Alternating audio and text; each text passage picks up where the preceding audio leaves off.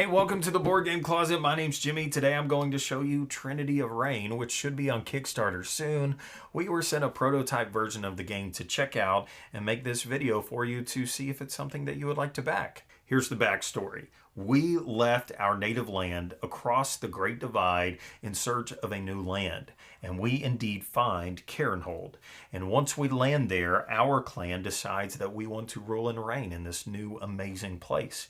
And so we have the option of winning the game through one of three ways. We can do that through warfare. If we rule an entire territory plus a number of provinces across the board, we will win the game.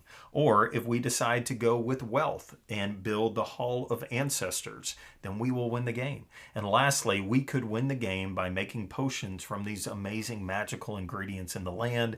And if we use the potion of Terranus, then we will win Trinity of Reign. Those are the three ways that you win the game. The game is played out over those 9 rounds with 4 phases in each round. The first phase is income. This is easily calculated on the board by just looking at the towns and the cities that you have, and you add that up, and that's how much money you get on this turn. In the next phase, we are going to be using these druids, and druids allow us to draw ingredients from the land, and then we're also able to move our druids into other locations where we have troops and maybe double what we can gather in that location. And of course, druids are used in combat, and they have their own special die.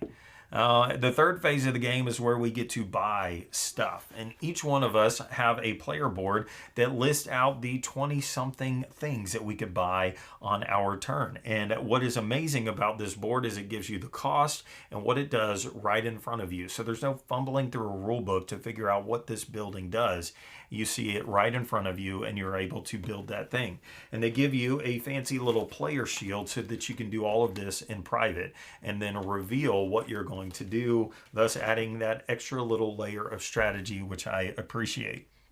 The next phase, or the last phase, after you have got your income, used your druids, bought your things, then you're actually going to put those things out onto the board. So you'll place your troops out. And the cool thing about this is it goes in 2 rounds.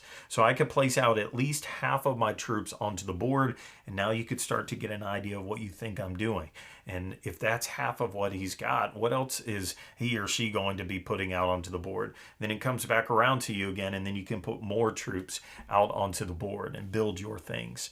And then combat will ensue. You are allowed to move into an adjacent region. There are some gates and specific ways that you have to move about the board. Really easy to understand in the layout. But when you move into a region where there is an opponent, now it is time for combat. And combat is pretty easy to understand. You will take a number of dice based off of how many you have in the fight. If I'm the attacker, I use the red dice and I roll. And whatever I get, I add that up. I'm going to be taking that many troops away from my opponent. And they will be doing the same thing with their green dice. And as they roll, then they will take my troops away. Now, there are ways for you to have some defense in the game, so maybe you have some walls built around your city, or maybe the opponent has some walls, so you bring in your catapult to try to knock down their defenses. But regardless, the defense just takes away some of the casualties. But at the end, it's a last man standing combat. So you can either retreat if you are the attacker, but if you're the defender, you're just at their mercy on whether or not they're going to keep pummeling you with attacks. And once there is a winner decided, then they will lay claim to whatever buildings were in that region. So it's feels very thematic in that you're going to take what I've worked hard for, so I better defend it well. And then after combat is over, then the round starts over again. So you go back to income, move your druids, build your things, fight it out, and continue on your way into winning in one of the 3 ways. Now I need to talk about the miniatures that are in this game because this is odd to say about miniatures, but they are very satisfying. So you will build little towns out on the board, and then you can put walls around them, and these nest perfectly. And then if you'd like to continue to upgrade it, now it could become a metropolis, which is so cool.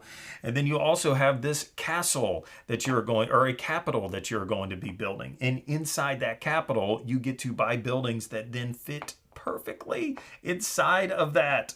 And then there are all different kinds of ones that fit in the different locations of the board, and so, or of your capital. So I'm going to put this in here and it's going to fit just perfectly right in that nook right there. And then when the game is over, you can look down at your capital city and see how cool and unique it was for you on this round. And I love how that breathes life into the strategies of which route am I going to take this time. I thought about doing war, but it looks like he's doing a whole lot of that. I wonder if I could sneak in a win if I tried to go with wealth instead. There's a building in here that gives you a coin for every opponent that you take out. So you could almost like combo that with some war, go in there, kill them all, take that money, and then use that to build your Hall of Ancestors. It's just really cool. I think you'll love the different ways that you could win in this game. And if what you get in the mail looks anything like what I have in this prototype, I think you're going to be crazy excited about it. And I cannot wait to see what people do when they paint these miniatures, because they look amazing. But of course, go to the campaign, see what they have, see what they need your help in unlocking so that they can make Trinity of Reign the best that it could be. So that's your high-level overview of Trinity of Reign. If you have any questions, put them in the comments. I will do my best to answer them. And then check back with us on Tuesday. We're going to be doing a live stream. Bradley and Jordan and I are all going to sit down around the table, have an epic battle, and we'll see who wins in what way come Tuesday. So thanks for watching the Board Game Closet. We'll see you next time.